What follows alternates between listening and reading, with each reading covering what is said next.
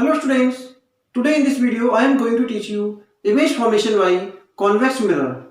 तो image formation सीखने से पहले हम लोग कुछ रूल समझेंगे जो हमें इमेज फॉर्मेशन में हेल्प करेंगे। सी, ये हमारा कॉन्वेक्स मिरर है।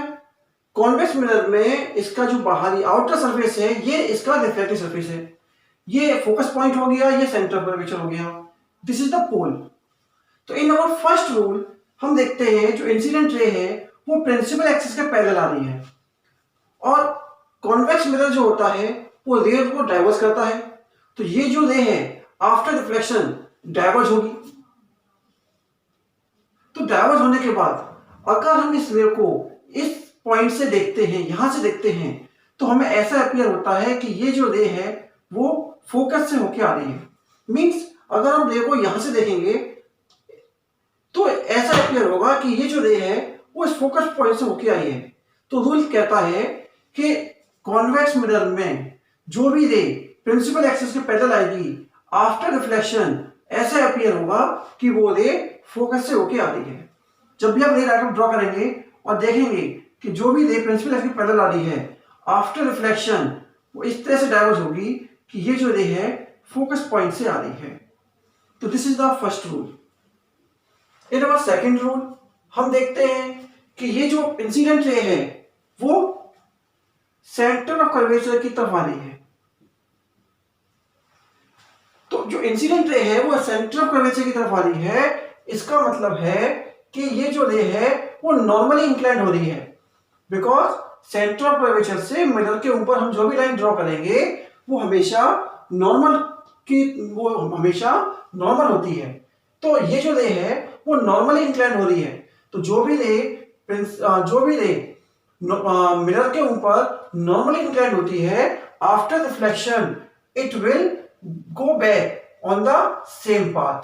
मींस ये जो रे है जिस पाथ से आ रही है उसी पाथ पर वापस लौट जाएगी। So this is the second rule.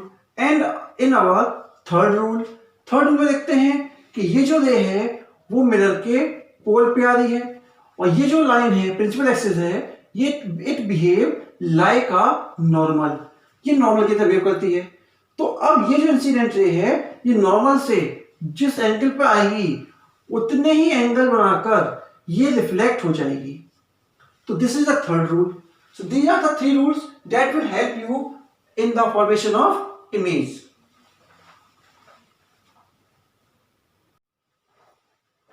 Now these are the two positions of objects for which we will make the image in convex mirror. So the first case is when the object is at infinity. जब object infinity में होता है तो हमें पता है कि infinity से जो भी रे आती हैं वो आपस में पैरेलल होती हैं और इमेज फॉर्मेशन होने के लिए हमें कम से कम दो रेज की जरूरत पड़ेगी।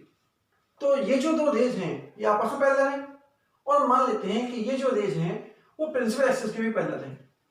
तो जब ये रेज कॉन्वेक्स मिरर के ऊपर आएंगी तो after reflection the both rays will diverge. दोनों रेज डाइवर्ज होंगी और रूल के अकॉर्डिंग ये वाली रे ऐसा अपीयर होगा कि ये जो रे है वो फोकस पॉइंट से आ रही है। नेक्स्ट ये वाली रे भी डाइवर्ज होगी। डाइवर्ज होने के बाद ये भी ऐसे अपीयर होगा कि ये भी रे फोकस पॉइंट से होके आती है। तो ये दोनों रेज जब पीछे की तरफ बढ़ाते हैं तो फोकस पॉइंट पे जाके मिलती हैं। तो जहां ये दोनों रेज मिलती हैं वहां इमेज फॉर्म होती है।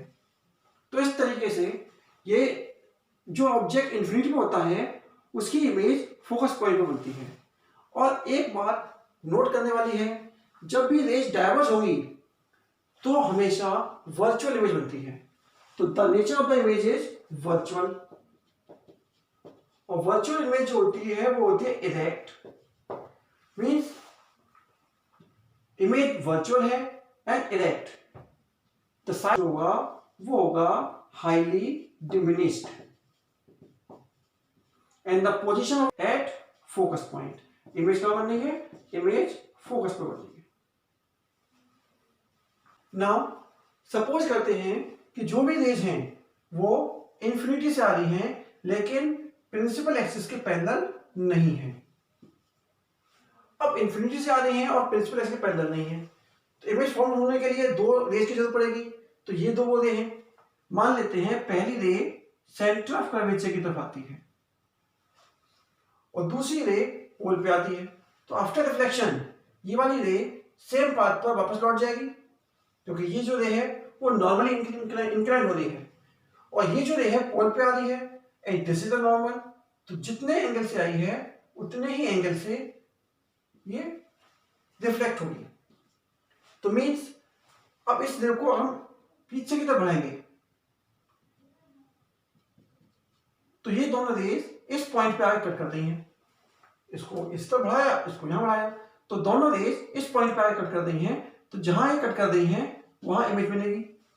तो ये इमेज की जो इस इमेज का जो नेचर है वो है virtual, because these both rays are diverging rays. ये डाइवर्जिंग रेज है, तो दिस इज द नेचर।